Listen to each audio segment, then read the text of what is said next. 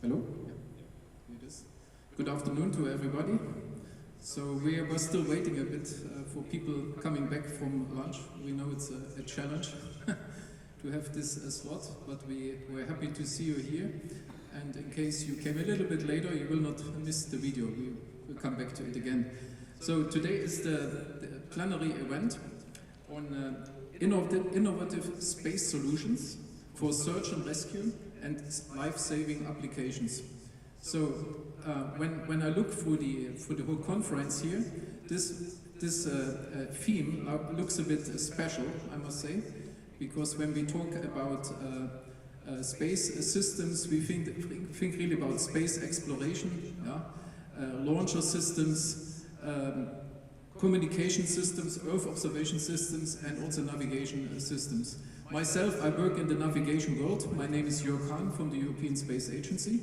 We will introduce us all a little bit later.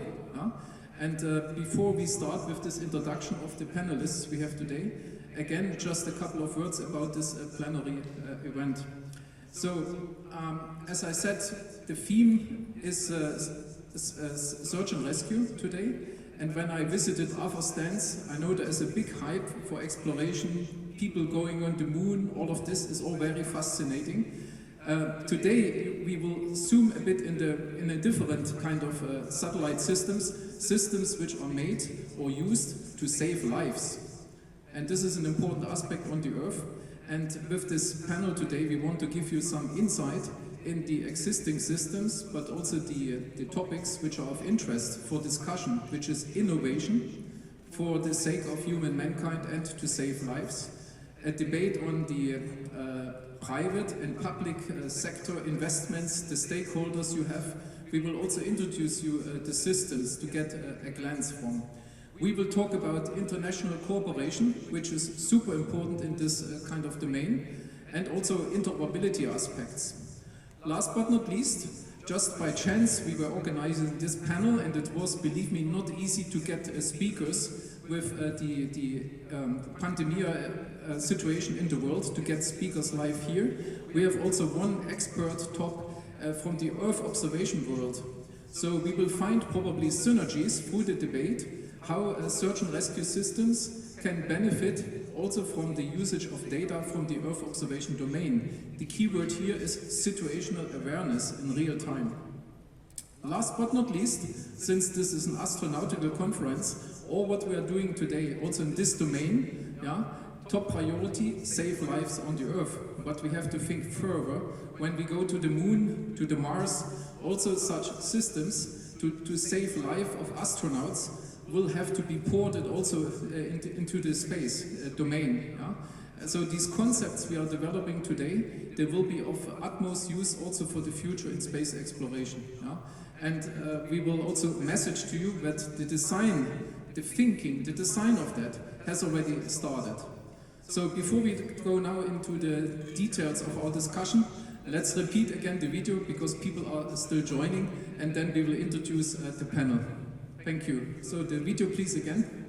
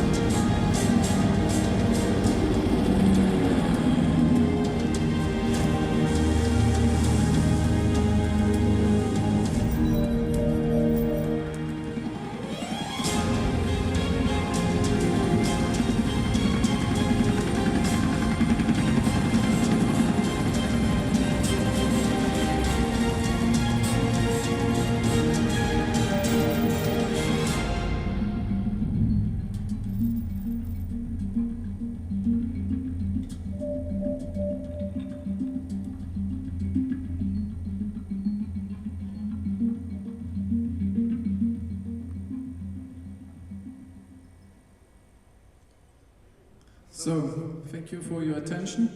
So, I'm going to introduce this panel we have today. First of all, the moderators. This plenary event is organized together between ESA, European Space Agency, and the European Commission. So we had this idea, since we are working since many years on this kind of system for Galileo. So I start with the first co-moderator, which is on the right side, Xavier Moffrat. So Xavier is head of sector for the Galileo implementation in the Directorate General for Defense, Industry and Space in the European Commission. He has been working in the Galileo program since 2008, with specific emphasis actually on the Galileo space segment deployment, but also in the search and rescue domain. So until recently, he was our main representative also in the organization CosmoSARSAT. We will talk about later on. So, and myself, I'm Jo Kahn from the European Space Agency. I'm deeply involved in the Galileo development since the year 2000. So from the beginning, my job is at system level. So I'm doing the system architecture, the system design, everything related to that, and recently have been nominated the Galileo Chief Engineer. So my work is really project work, and search and rescue was for us always a core mission aspect. So let's introduce our speakers now. So we have our first speaker, Mr. Steve Lett. So Steve Lett has been the head of the International CosmoSARSAT Program Secretariat for the last 10 years in Montreal. Before joining CosmoSARSAT, Mr. Lett was the deputy to the United States Ambassador, coordinating communication and information policy at the United States Department of State. So Mr. Lett will tell us more about CosmoSARSAT system and its contribution to search and rescue. We then have our next speaker, Mr. Arnaud Carlier from the French National Space Agency. He is the head of the Department of Telecom Ground Station and Alert System, which is the department running the operation for the search and rescue service of Galileo.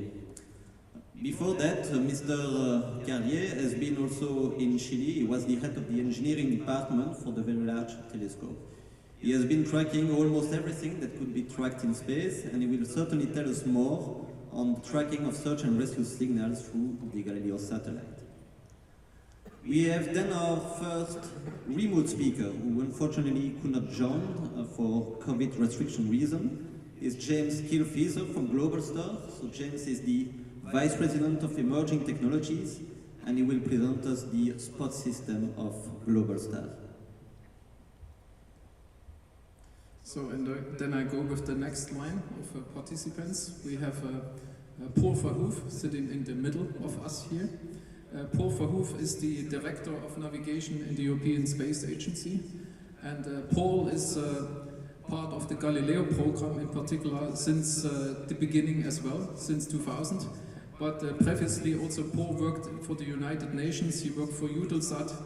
And since the 90s, also in the European Commission, before he joined later European Space Agency as the navigation director. So we are very happy to have Paul here in this round to debate with us. And then we have the Earth observation world with us. Thank you very much. Because it was really, I tell you, a challenge to organize the panel with the pandemia we have. So, and Francesco was actually accepting to join this panel, and I'm super happy of that because we found interesting debates already in the forefield of this discussion. So Francesco Longo is the head of the Earth Observation Division in the Italian Space Agency, and if I can summarize, he was involved in all the big national but also European projects related to Earth observation. Yeah? And as I said, I think it's of quite an added value for this round to find out how search and rescue, which is a world on its own today, could cooperate much more with Earth observation data for situational awareness. So I'm very happy on that. So welcome to all our speakers, yeah, obviously. Yes, we have, sorry, ladies not last, please, but in this case, yes. We have on the right side also another remote speaker. Lisa Mizuka is from the NASA, and she's the responsible search and rescue mission manager and she will, as we said, speak remotely. It's a pity she cannot be with us here, because on the US side there are very, let's say, immense efforts also to bring search and rescue through the GPS system, which is called the DAS system. So Lisa will talk later, obviously, as well.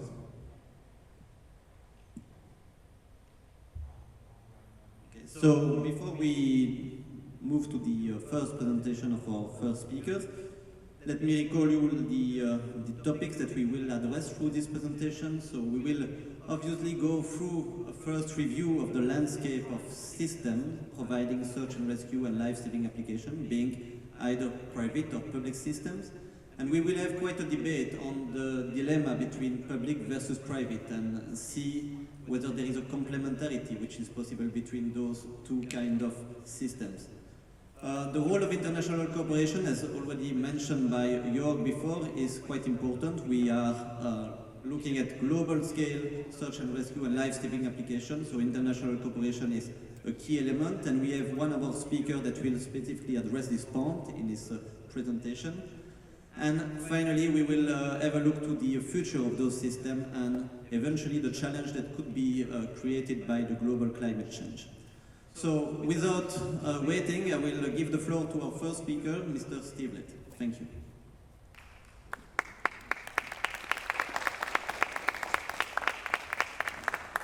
Thank you very much. Applause back to you for your endurance, being able to show up after lunch. I know it's a challenging time slot, so we're very pleased to see everyone here this afternoon. We hope you'll find the presentation very interesting. I'll start off with a question, which is how many people in the room would someday like to go to the moon or Mars? Yeah, I figured a big group, that's a pretty big group. And how many would at least like to be around to see people going, let's say to Mars? Hopefully we'll all be around to see people going to this. That's almost the whole room. So the important thing to focus on this first slide is this big red number, big red number over there. Because for you to go to the moon or Mars, or to be able to see others do it, you got to be around. And 53,790 people who maybe would not be around today were rescued by their lives, most likely saved by CosmoSARSAT, an organization that's been around for 40 years. We, in 2020, we had over 2,000 people assisted in rescues by us in 951 incidents. You can see that the numbers are climbing. We assist more people every year. Maybe more people are getting into trouble. But it's important for me to note at this point, this is a great success story.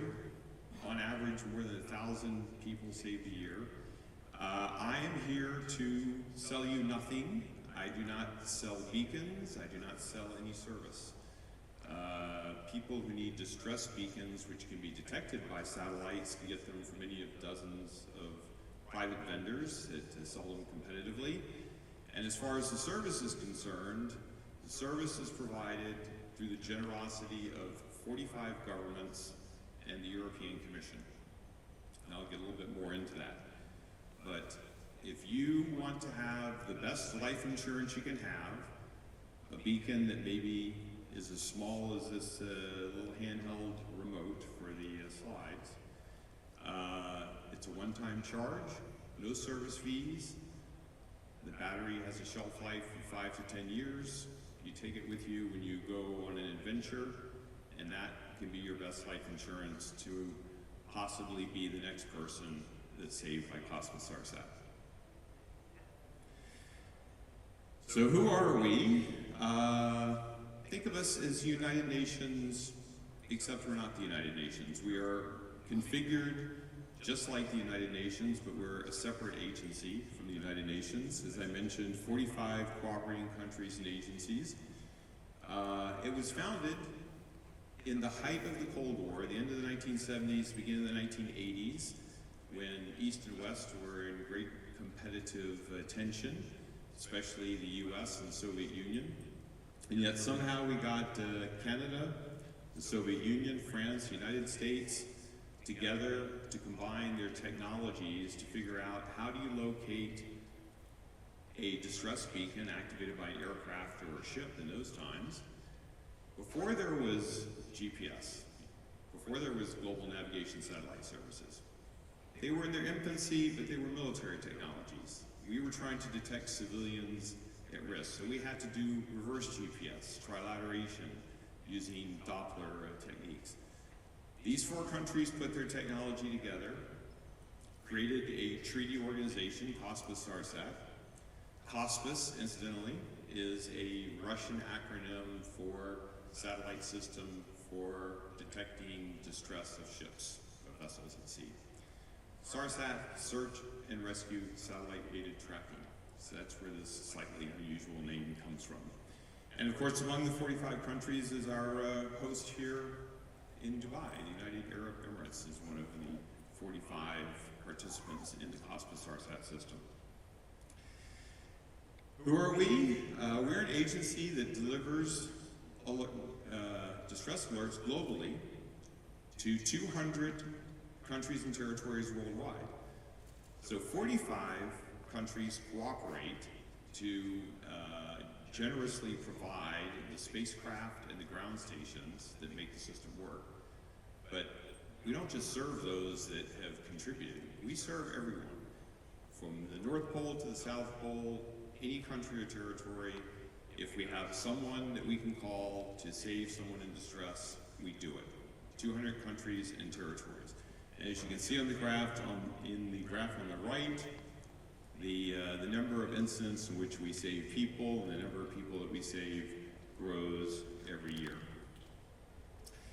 Who are we? I mentioned we started 40 years ago, before there was GPS for the masses. We are the system, we invented the system that allowed the location of a beacon without the use of something like GPS. So we have dual redundant means of finding a beacon. We can find it ourselves, or the beacon can have an onboard navigation receiver and report its position. In most cases, both. So we have the opportunity for dual redundant means of finding someone in distress. And as already mentioned, a cooperative of governments that make the whole thing work. The conference here, starting with the opening ceremonies, talked very heavily about the importance of cooperation, global cooperation in space matters, both in advancing technology and the exploration of space, but also in making space useful to humans on the ground, to humanity. And we are no different. This is just a small subset of the agencies around the world that we cooperate with. We cooperate with UN agencies. We can talk about that during the question and answer session. Other intergovernmental organizations, I've already mentioned the EC through the Galileo program, which provides more than half of our spacecraft in orbit.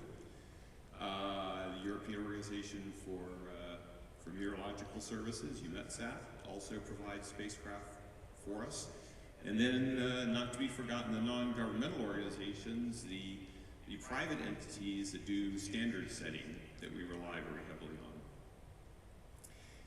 on. Innovation. So I could talk for quite a while about the innovation going on in CosmoSARSAT to make us remain relevant in the future, to improve the quality of the service we render to people in distress situations. But I'm going to just briefly mention a couple, and then if you have questions later on, I'm happy to elaborate on those. So one innovation is we're working on a new beacon technology. It uses a new signal scheme that is more robust, spread spectrum for the communications people in the audience. It allows the beacon to be smaller, it allows the message to contain more information, it allows the message to get through more readily, it allows greater accuracy in locating the beacon when the GNSS signal is not available. Second generation beacons. Second innovation is for aircraft, emergency locator transmitters on aircraft. Our CosmoSARSAT standard beacons. ICAO is going to, the International Civil Aviation Organization of the UN, ICAO, is going to require, starting a year from now, that commercial aircraft be able to be tracked autonomously in flight when they're in distress, so that we do not have a situation as we've had in the past decade of some aircraft that go missing and perhaps are never found or are not found for months or a year later. This will be an autonomous system for triggering a distress alert picked up by CosmoSARSAT and delivered to the operator of the aircraft to let them know the aircraft is in trouble and where it can be found. Third major innovation is MEOSAR. Our technology has traditionally relied upon low Earth orbit satellites and geostationary orbit satellites, but we have in recent years combined the best elements of both technologies or both orbit methods and put them on MEOSAR spacecraft. I can explain this in greater detail a bit later if people have questions, but right now we have these on 3 constellations: the US GPS constellation, on the European Galileo constellation, and on the Russian GLONASS constellation. And China has offered payloads aboard 6 of its Beidou spacecraft, so we anticipate integrating those in the future.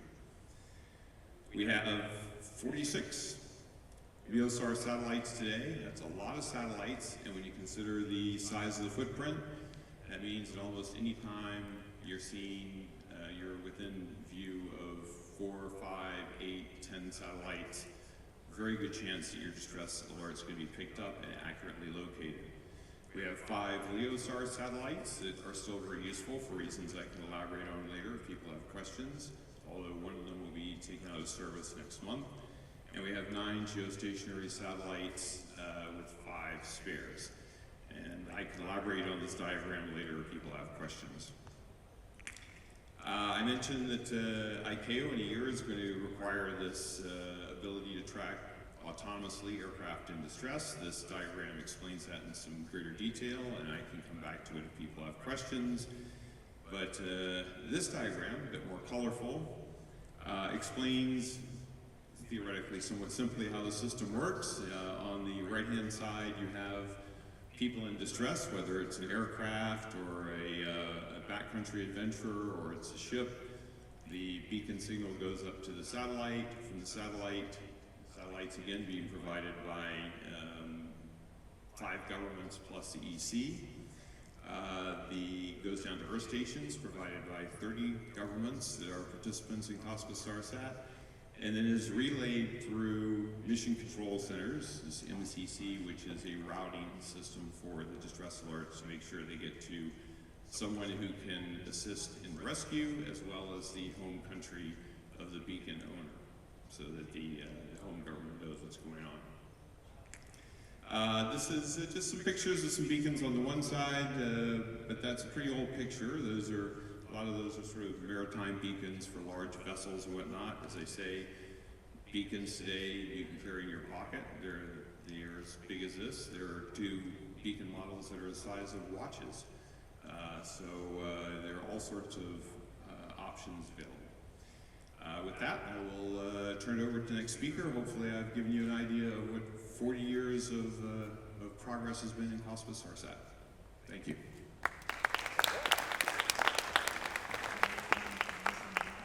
Thank you, Mr. Letts, for this comprehensive presentation. CosmoSARSAT is indeed a very well-proved system contributing to life saving. I would like now to give the opportunity to watch a small video from Lisa Mizuka from NASA, explaining us the US contribution to the CosmoSARSAT system.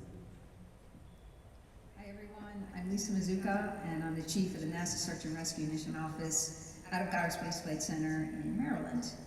Our office has existed for over 40 years, and we were one of the originators of the CosmoSARSAT program itself. We serve to innovate and develop new technology across the space segment, meaning the payloads on board spacecraft, as well as the ground system and the beacons themselves. We work with our federal partners, the United States Coast Guard, the Air Force, and NOAA, and we come together as a single delegation and support CosmoSARSAT needs.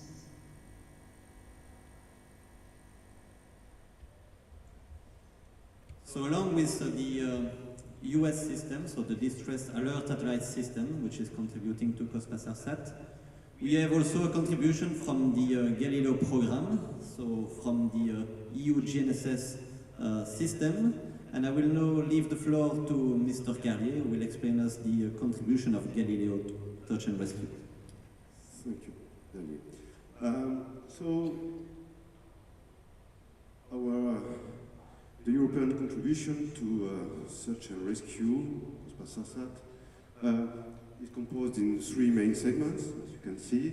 But it's already been detailed by Steve. So we have a search and rescue payload on board of each Galileo satellite, so that transmit in real time and localize in real time the alert from the beacons. And also, then we have an optimized ground segment, which has been deployed across Europe in order to receive and transfer the distress alert. And it allows also to monitor the performance of the system in real time and to check that everything is under control. This ground segment is currently extended to Indian Ocean and will be soon also, I hope, deployed in Pacific Ocean. And that will provide a full coverage of the Earth from the ground system perspective.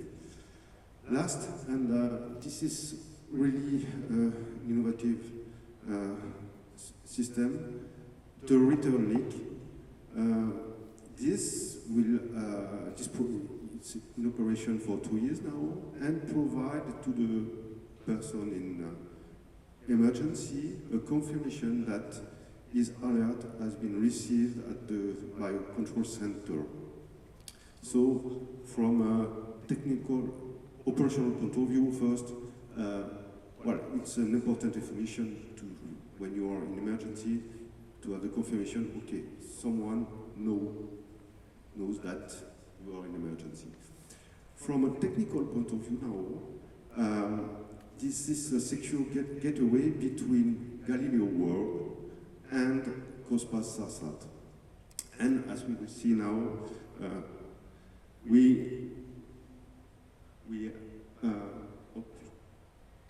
okay, that's allowed to define and propose new services based on this return link.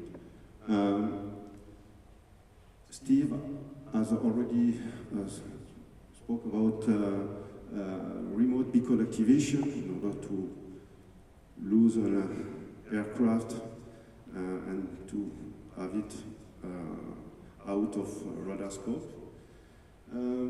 Two-way communication, thanks to this return link, will allow to have short message between the rescue center and the people in emergency through this bi-directional link.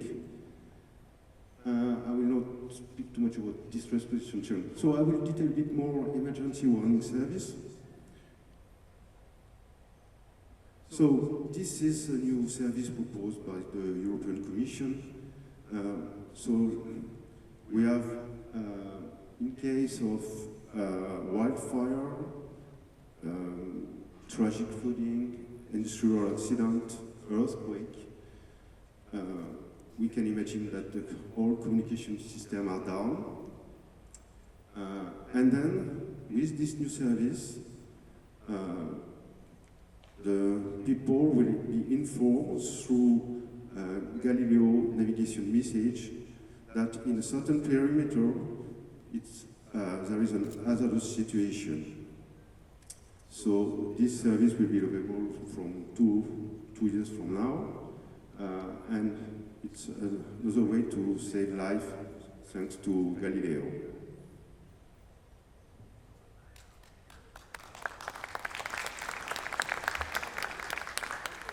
So thank you, Arno.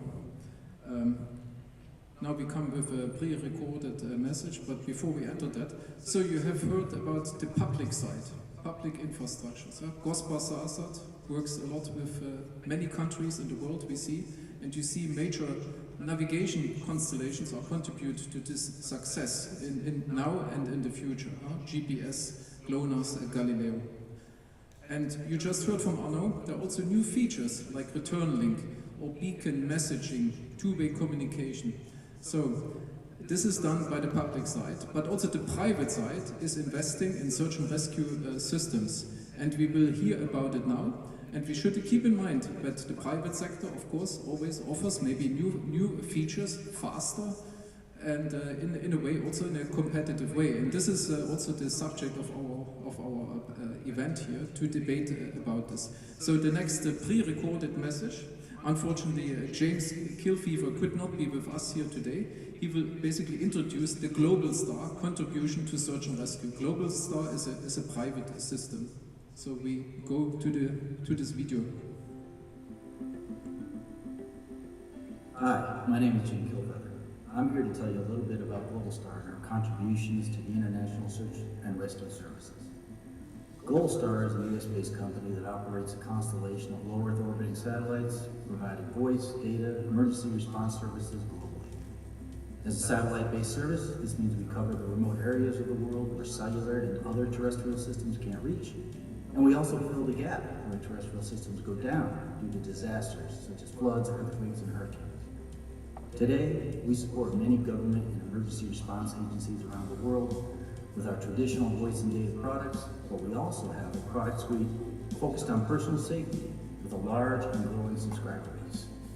These products are responsible for over 8,000 rescue events in more than 100 countries since their launch a decade ago. The Globalstar constellation consists of 24 satellites orbiting at 1,400 kilometers above the Earth. The satellites are arranged in 8 orbital planes with 3 satellites in each plane and provides continuous global coverage below 70 degrees latitude. Our satellites operate in the Mobile Satellite Services band, which is a global application, and which enables small handheld devices with omnidirectional antennas to connect directly with the satellites. Globalstar's current subscriber base is approaching 800,000, with almost half of those being Spot-branded personal safety devices. To date, we've coordinated over 8,000 rescue events through our International Emergency Response Center, working directly with local authorities as well as the regional rescue coordination centers to get help where it's needed. In over 100 countries, 6 continents, and on land, sea, or air, Globalstar service has proven itself a valuable addition to the search and rescue community. And with each rescue event usually resulting in multiple people saved, as well as over 22,000 non-rescue events where we've provided critical assistance that didn't require dispatch of an emergency response team, we've helped countless individuals feel safer when venturing outdoors or off the grid. I hope you found this introduction to Globalstar and the Spot service useful. As a company, we're always looking for ways to improve our services and for new areas of collaboration with the search and rescue community. So if you have questions or ideas, please don't hesitate to contact us, and we thank you for your time today. So thank you, Jim, offline. Globalstar is only one example, I have to admit, of a private system suitable for search and rescue and emergency warning services. Yeah? So this is not an advert session here, but there's also Inmarsat offering these things, or Garmin, InReach, for instance, you can watch it up in the internet. So, but we talked already about, this tremendous efforts at international level. So I would like maybe to invite Paul to tell us a bit about the role of international cooperation in this field. Good, thanks, Jörg. Good afternoon also from my side this afternoon. You will have understood from what has been said so far that international cooperation in this area is particularly important. Both, let me say, horizontally and vertically, meaning we have a need here to make sure that the equipment is compatible with all the systems, the user equipment, so there needs to be standards for that. You buy something in one country, it needs to be able to be used around the world. As a result, also the space segment, you've seen there are now a a number of governmental systems which are able to do it, and there are increasing number of private space segment providers who get into the game. This also needs to be compatible with it, and then there is something which you don't see a lot, but this is the underlying ground segment, the alert centers who need to reach out to the various authorities. Also there, the necessary compatibility needs to be achieved. So this is all started. I think we're at a phase at the moment where I think the first fantastic results are there.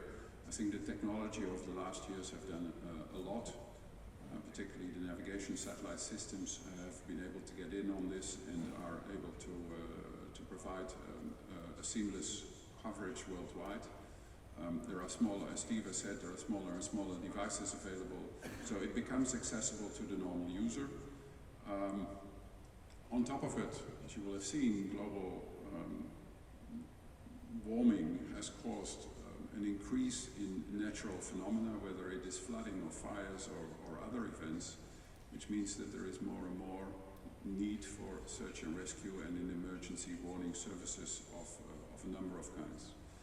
So we are at that point in time with obviously quite some challenges ahead of us, be it to be responded to by technology, by organization, by all sorts of things. We'll come to talk about it, I guess, a bit later in the session.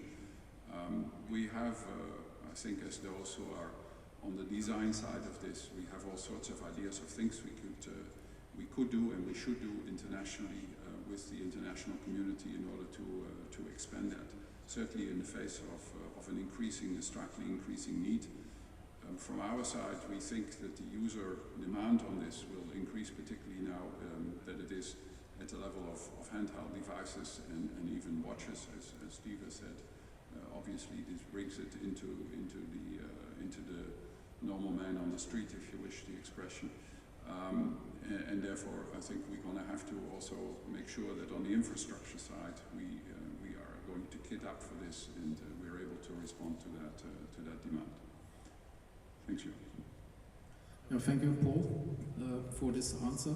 So I think Paul already glanced at this domain of the climate changes. We will come also very back on this at the end of this session.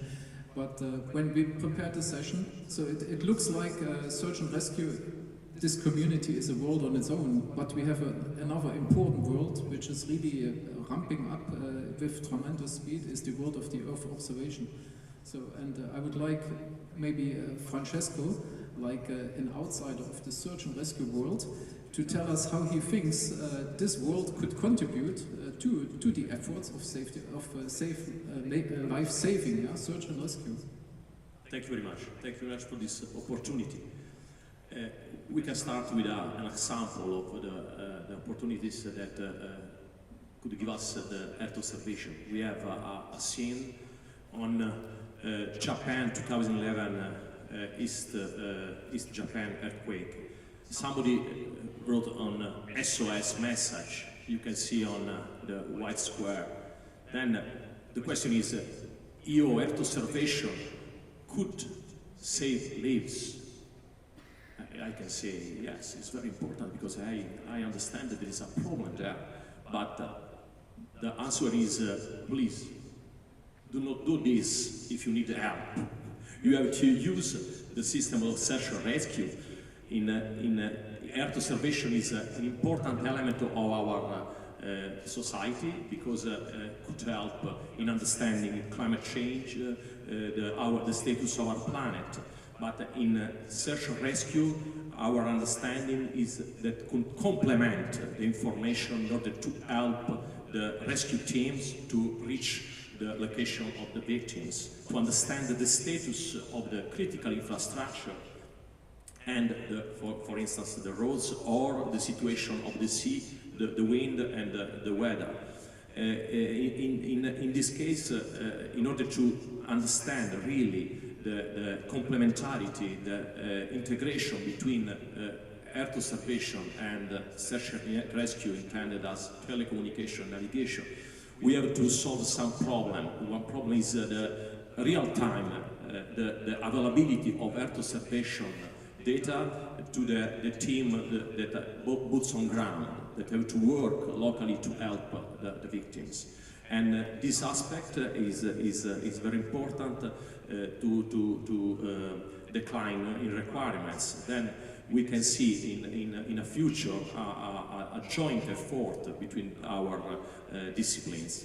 And one example of useful system we can see on the slide where Earth observation could help in disaster, extreme events that we, as climate change is approaching early in the future. Today we had in southern Italy also a flood near Catania, and with the Earth observation satellite we are trying to help the people that are blocked there. In Europe, in Italy, there are beautiful countries, but with a fragile ecosystem, with a volcano, landslide, earthquake, and so on. Then the Earth observation could help us also in the sea, identifying the ship in difficulties, and also for humanitarian problems, considering, for example, the cities and countries with civil wars, in order to understand if there are some effects of the war on civil population.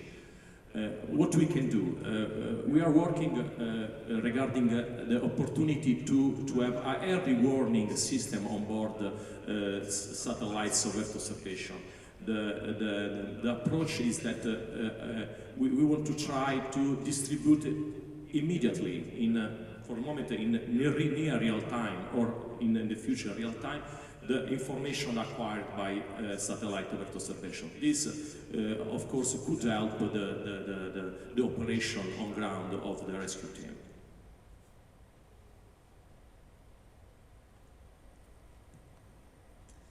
Thank you, Mr. Longo. So, after having gone through this landscape of existing solution for search and rescue and life-saving application, we would like to engage in a more live debate on specific question with all the speakers here. And my first question here will go to Mr. Lett and Mr. Verhoef about the relevance of keeping public-funded system with regard to the private solution. So I don't know who would like to start first. Thank you, Paul, and thank you, Xavier. I brought some show and tell. I have two devices here. One is a CosmoSARSAT beacon. I'm not going to say who the manufacturer is. Like I say, I don't sell anything. I'm not advertising anything. This is a private company beacon. And one might say, why does the head of the CosmoSARSAT Secretariat own two of these devices, paid for out of my own pocket? One answer is he's a satellite geek. He likes gadgets. That's one answer. But the important answer is that they are complementary in their capabilities and functions. So, for example, with the private sector solution, I can send an SMS message, I can send an email, so I can communicate more normally, one might say, in addition to having the ability to call for help. But this device requires a monthly subscription, in addition to the cost of the device itself. And this device, before I head out, I have to plug it in, I have to remember to plug it in and charge it up, because the battery is probably discharged in the months since I used it last. And if I'm out and about and I'm sending SMSs back to my friends at home about what a great trip I'm having, and all of a sudden I'm attacked by a bear, maybe the battery has gone flat because I've been texting too much. On the other hand, my CosmoSARSAT beacon, it's a one-time use device, so it's insurance of last resort. It does not have a rechargeable battery. It has a primary battery in it that has a shelf life of between 5 and 10 years. And therefore, I buy the device. I have no monthly service subscriptions for the device because it's being provided through the courtesy of 45 governments in the EC, the service that is. So I just, whenever I get ready to go someplace, I stick it in my pocket, and a year later, if I go somewhere else, I stick it in my pocket. And the only thing I can do with this is flip up the antenna, which I better be able to do very adroitly, or else. And I push a button, and that's it. This is a real beacon. I did not actually press the button, but I set it down, and satellites around the world will pick up this distress alert. So this is a one-time purchase, one-time use, set it, forget it device. This has got some additional features, but it comes with the risk that maybe when you need it for a life-threatening emergency, your battery's not charged, maybe it's a little more complicated to send your distress call. This is flip up an antenna and push a button. There's a quote attributed to Leonardo da Vinci. I'm a big da Vinci fan, but I think the quote actually is inappropriately attributed to him, but I use it nonetheless, which is that the simplest solution often is the most elegant. And CosmoSARSAT is a simple solution to a very important problem, saving lives, that is implemented through a very elegant system created by the 45 member governments. Over to Paul. Yes, thanks, Steve. I think we have a rather, let me say, traditional situation here. On the one hand, the public side is funding the basics of a system which is supposed to be working under all circumstances at all times. It is maybe, as Steve said, it is simple, but it does its job. There are not much additional features with it. The private sector, on the other hand, is able to offer other capabilities. We've seen with Globalstar, I presume one of their additional features is much more communications and other things, and I think Steve has shown this in his other device. Of course, the business case for search and rescue is a bit complicated, to say the least. And the result is that the SAR service offered by private solutions is usually an add-on to other features of systems for which they can then charge and do it. It also means, however, that obviously the SAR solution is dependent on the success of the business case of the other services. And in this case, as long as it works fine, and I think Globalstar certainly has proven that in their case it works very fine, but I think the public sector is able to provide a longer-term guarantee of the private sector, of the public sector systems, albeit, as I said, with probably less features and less convenience, but in this case, doing its job. So, for me, the blending of the two notions is important. We should use both. There will be interest in both. There will be reasons for both. There will be causes for both. We do have to make sure together that the solutions are mutually compatible, as we discussed before. But if that isn't short, then there is nothing standing in the way of both public funded systems and private solutions to move forward. Thank you very much, Steve and Paul. So, moving to our next question, and this will be addressed by our remote speakers. What is the elements which are making the success of private system? As said, this is a very niche market, so we would like to understand what are really the key for success in these markets. And we have a short video from James answering to that question. That's a great question. Search and rescue may be a niche market now, but that's primarily because of the cost of hardware and service, and the need to carry a separate device. If we can address those factors, then we can open up the market. We believe that economies of scale will help private systems become successful, and that is why Globalstar is making key investments now to reduce those costs and make our service an embeddable feature in a wider variety of devices. To that end, we are investing on several fronts. First, we are investing in chip technology and firmware to reduce power consumption, size, and cost, and thus enable the embedding of our technology and service in a very modular way. into many other devices. Second, we're investing in our network by enhancing the radio layer and service protocols for additional capacity, reduced latency, better reliability. We're also planning our next generation constellation to take advantage of new spacecraft and antenna technologies, as well as the reduced launch costs that are coming from the next generation of boosters. And finally, we're currently expanding our ground infrastructure by adding new gateways in Europe, Africa, and Asia to provide better coverage and service for business. In short, we believe that search and rescue, along with our commercial IoT business, can leverage these investments and expand significantly in the future to become even more successful. Now, I'd love to take questions, but this format doesn't allow for that. So if you want to learn more, feel free to contact me directly, because I love talking about Globalstar. Thanks, we'll see you soon. So once again, we thank Jim for this remote contribution to our plenary session. So moving to our next question, I would like to invite Mr. Mizuka to provide a review on the complementarity between the public and the private system, about potential for partnership. So we have also a short recorded message from Lisa on that respect before we give the floor to Arnaud and Francesco.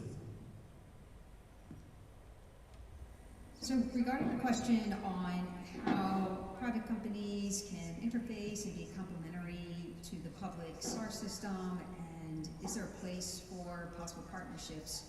Let me speak on behalf of the United States, and I would say that, of course, we recognize commercial capabilities and that there is consumer interest for more and more functionality in the SAR systems. We do work with both the aviation and the maritime organizations.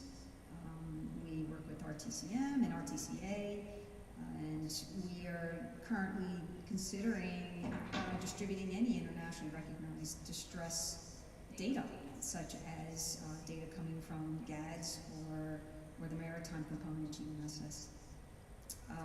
We do, though, on the other hand, see challenges, and we recognize that we need to figure out how to manage the interfaces between the two worlds, between commercial and public.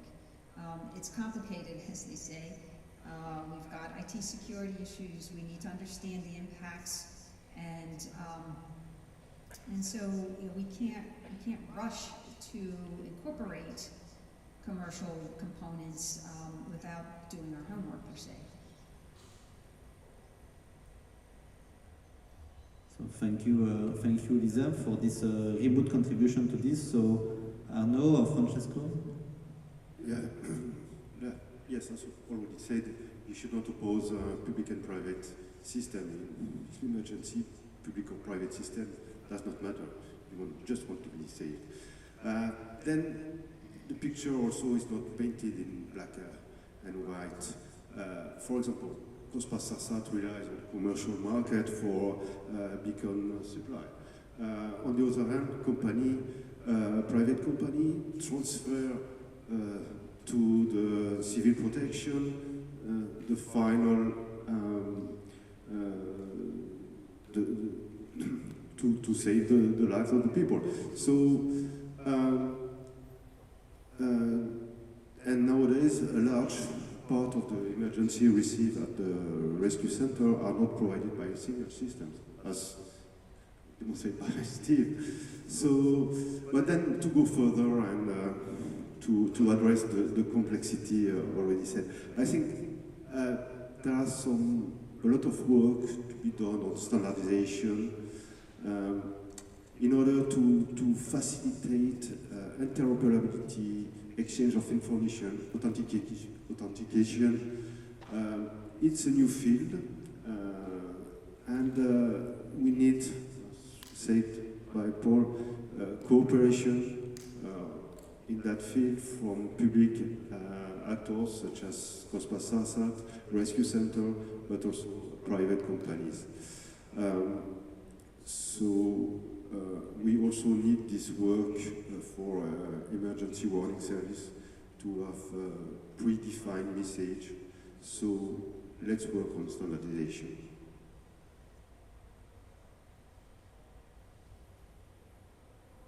Francesco, do you want to add something to this discussion?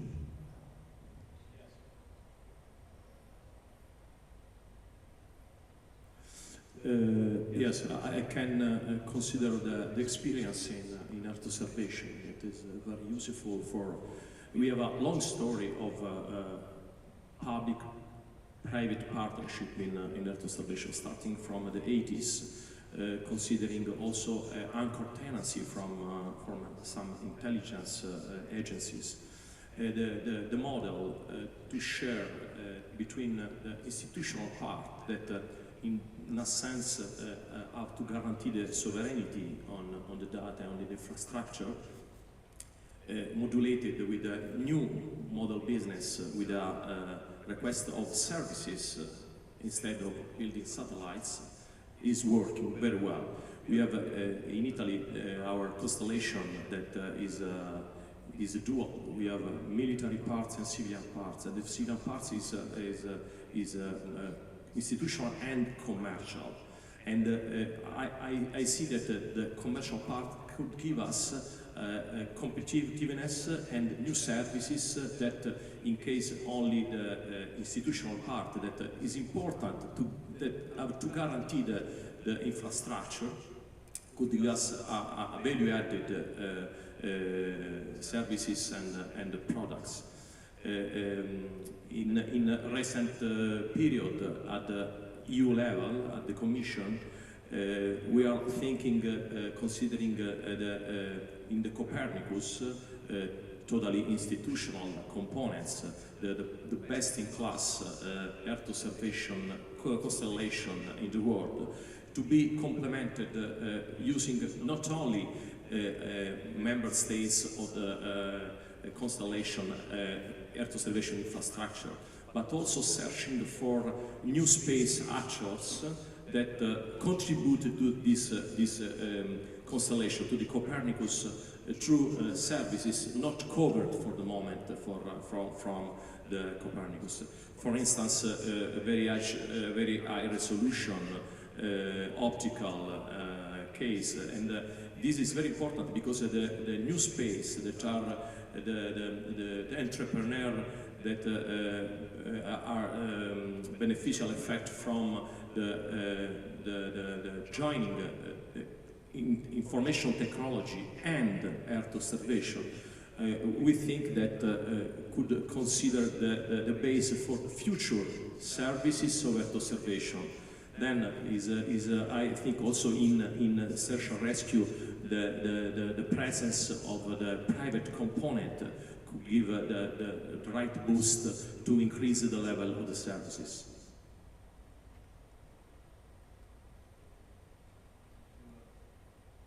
Thank you, Francesco.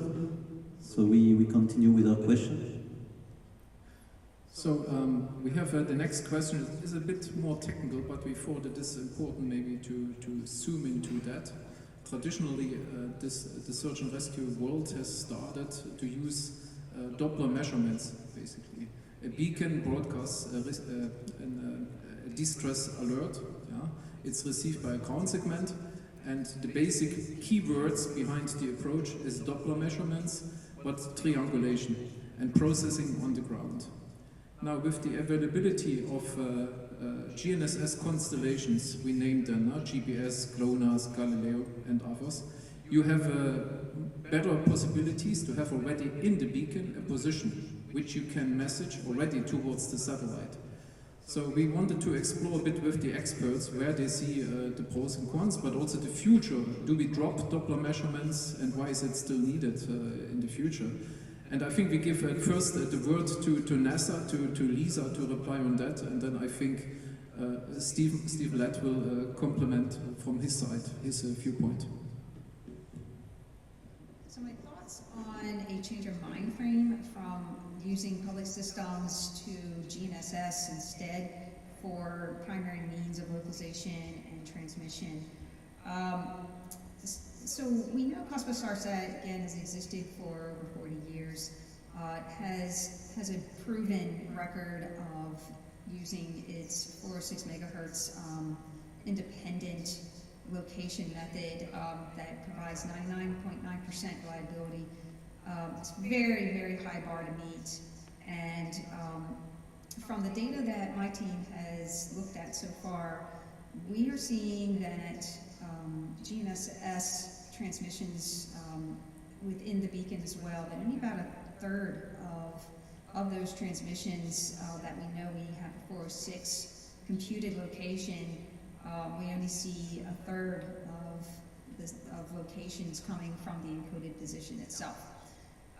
So obviously we're dealing with very non-optimal world conditions, probably non-optimal antennas on the GNSS side. They're embedded inside of a beacon that is not going to be held optimally by the victim. It could be stuck in mud. It could be under a boat canopy that is sunk and the EPIRB hasn't released, for example. And so just kind of carrying that example forward, what the difference is here is that for the 406 signal, we're actually transmitting at our strongest from the ground upward at about 37 dBm. And the GNSS signal, unfortunately, could be down to the noise floor, so it's at its weakest from the ground up because of the way it computes its location. It's already there in the beacon, and now they have to get the signal up.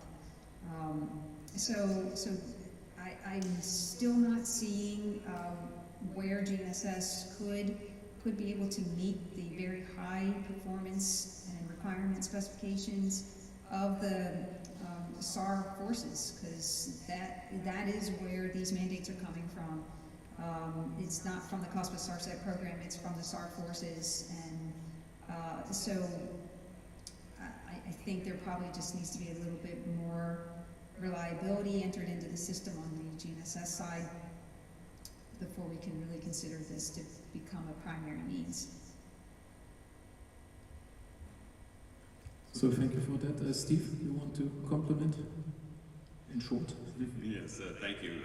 Compliment, I think, is the right word because I'm going to agree with, of course, what Lisa said, but maybe just to put a slightly finer point on it, which is for the people in the room who have some experience in the communications part of space, or satellite communications part of space, you can appreciate that GNSS signals, such as GPS, are by design quite weak by the time they reach the ground.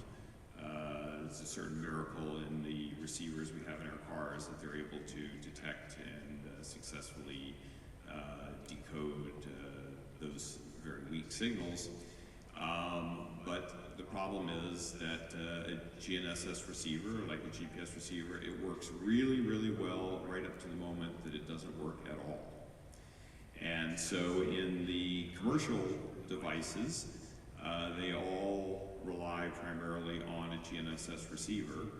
And if for whatever reasons, as Lisa was illustrating, you do not have an adequate signal, you don't have a GPS position or GNSS position fix to report. So you don't know where that beacon is. The private companies are starting themselves to introduce mechanisms for independently locating beacons when a distress is sent out, but they're only starting out. We've been doing it for 40 years. For 40 years, we've been locating beacons to the extent that we have gotten it to where we can locate beacons quite often down to within 100 meters without any assistance from a GPS reported position or any other GNSS reported position. So they both are good, and the benefit that CosmoSARSAT brings, again, for a one-time purchase, one-time use insurance device, is we have two ways of finding you, two reliable ways of finding you. Yes, if it has a GNSS receiver in it, but if it does not have a GNSS receiver in it, and there are plenty of beacons out there that don't. About a quarter of all beacons manufactured today do not have GNSS receivers in them because in some places, some people can't afford, it's a small cost, but cost can be very important in large quantities. And so we have to find beacons every day. I think Lisa may have mentioned it. About 2/3 of the beacons that we find in the US we're finding not through reported GNSS coordinates that the beacon has determined, but by our own mechanism of trilateration of where the beacon is. So the redundant dual system is better in my view. Thank you.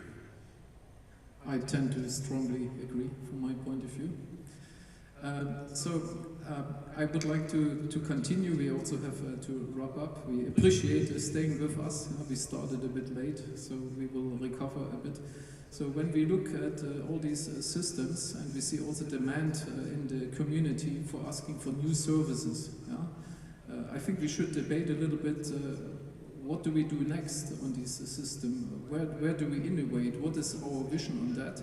And I would like to combine it also with the fact, what was already mentioned at the beginning, the climate change. So this is an Earth problem. How do we consider these demands for the design, for the innovation of those search and rescue, but also emergency systems? And I would like to go around here on that. So maybe we start with Francesco, and then we go here. Yes, thank you very much. The question is that we have to be prepared for the future. Then we consider that in Earth observation and search and rescue could join the effort to realize a sort of safety of life, a big framework where we can consider the enhancement not only in resolution, because the resolution is not all in this case, but these important elements in this information age. The information must be fresh. We have to be able to transfer the information in a timely manner, compatible with the life saving. And in this case, it's very important to imagine, to have a vision for the future for integrated system. Flexible systems that consider not only in the transmission, the telecommunication, navigation, but also in considering the miniaturization of the technologies for the payload of Earth observation. In this case, we have a very large opportunities from optical to synthetic aperture radar to work together in order to have a very effective system. Regarding the international cooperation, of course, is at the base of humanitarian systems. Search and rescue and Earth observation as strong components in this. And for instance, during the catastrophic events, the help between countries, the collaboration, the cooperation is the only way to support really the situation of crisis. Yeah, thanks. From my side, let me build on what Francesco just said, and let me take you back to the video. I mean, the video is, of course, is in a way very much focused on the person to be rescued and the fact that he sends a signal and that needs to be received. And I think we are there, we have done that, we've discussed a bit what could be added to that and all the rest. I think what we need to do in the future, to be honest, is we need to focus much more on the rescue operation. I take you back to the video because the video was, as you will understand, a demonstration, but it was a demonstration by daylight in very nice weather with a flat sea and with a single person. If you imagine this to be done far out in the ocean, by night, in the dark, with rough weather, maybe a ship on fire, oil on the water, and all sorts of other things, you can imagine that this becomes a different challenge altogether. What we need to do there, we need to be able to put constant position updates in the hands of the rescuers. We need to be able to use Earth observation data and transmit that to them in order to give them real-time situational awareness updates on what they are going to engage and how it is going to be done. If this is going to be done by rescue services from multiple countries, that needs to be coordinated and that needs to be helped. So I think we have a lot of technology at our disposal, whether it is communications, navigation, Earth observation, IT in general, but we really need to start thinking about how can we put this together, and how can we make this available to the rescue services, which could be governmental services in many cases, but it could also be a private ship out on the big ocean where a helicopter just cannot get. And we still need to put the captain of that ship in a position to do something, and his means of helping are going to be severely be restricted. You know, you don't have a tanker swimming around easily and look on the ocean as to where the people to be rescued are.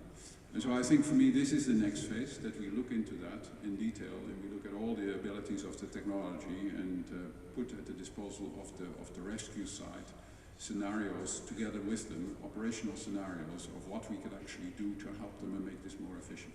Certainly, as was said by several, the market for this is going to go up. There will be more and more people who will want to use this now that it has become very easy to carry a little device around. So I think we're really going to have to focus on that side.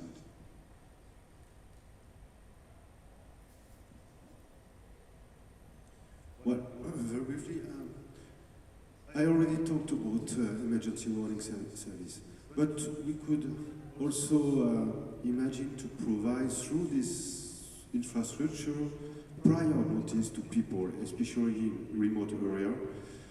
For example, in case of bad weather forecast, and then they would receive an information, please don't go there. I think it will prevent a lot of accidents of hikers, pilots, or sailors, and so Galileo would save more life. So let's think about an early and emergency warning service in the future. Steve, please. Thank you. I'll certainly echo every the remarks of the prior speakers, but end with just a very quick anecdote, which is to say, as recently as last week, my team got very frantic, not frantic, but very urgent and enthusiastic email from an Asian country that has been experiencing a greatly increased number of wildfires and forest fires, and has had to recruit a lot of new firefighters and doesn't necessarily have the ability to equip all of them with all the same communications equipment and so forth. And so they want to equip them with a personal locator beacon, the CosmoSARSAT personal locator beacons, so that if they get in a life-threatening circumstance, they can be quickly found. So we're seeing that kind of need increase pretty dramatically in recent years. Thanks. Thanks, Steve. I see also here is written real beacon, so I should be careful not to touch the wrong button, otherwise something goes on outside. So thank you very much for all your contributions. Xavier, can I ask you if you have any questions? So for the time being, I must admit the iPad was disconnected, so I have no clear question received. The only question which I received was, are there women working in life-saving program in Europe? It's clear that we have a panel which is essentially made of men here. This is a bit unfortunate because we had indeed invited several women to participate to this panel, but I'm sure that Arnaud Carliet can confirm that there are quite a number of women working in search and rescue in Europe. Yeah, I have two project managers, one for CosmoSARSAT, which is a woman, Laura Luno, and on European side for search and rescue for Galileo, it's another woman, Chiara Scaletti, well known in this world. So, and at the beginning she had planned to come, but unfortunately it was not possible, so I just the substitute here. Yes, and if I'm, because somebody asked this question, if I talk also for Galileo in our infrastructure, we have also women engineers and managers. I just give examples. We have two ground segments for the mission and for the control. Yeah? We have two ladies leading these procurements. Yeah? So yes, there are women working, and I think we're very happy for this in ESA that this is like this. Yeah. So, but we are also available for other questions offline, obviously. If you have, please don't hesitate. I thank you all very much. I think we learned that private and public sector for sure have an existence, a reason to exist, and in complementary way. Yeah? There is certainly more discussion also required between them to see the complementarities, to learn from each other. And I think we also learned with Earth observation is really something we should think more in the search and rescue domain, because it is not just important to know the person is there and he is in a stress situation, has to be rescued, but the rescuers also should know what's going on. Paul was mentioning the worst situation on the ocean with the oil around, it's night, you don't see anything. So to have real-time situational awareness, I think, is very important, and this could be improved or should be really improved. And in the end, as I said at the very beginning, the top priority is to solve this on the Earth, and as we heard, there's a lot of work to be done.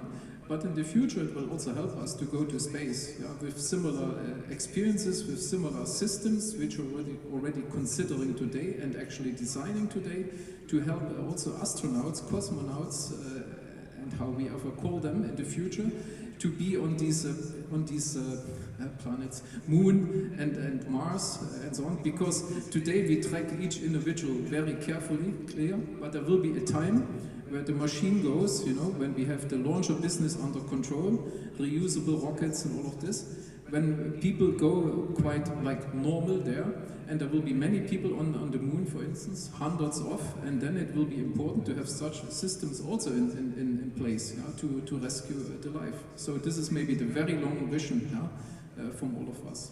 So I thank the panel. I think it was very interesting, and I hope also for the audience you learned something new on search and rescue and emergency services. So thank you very much for staying with us up to the end.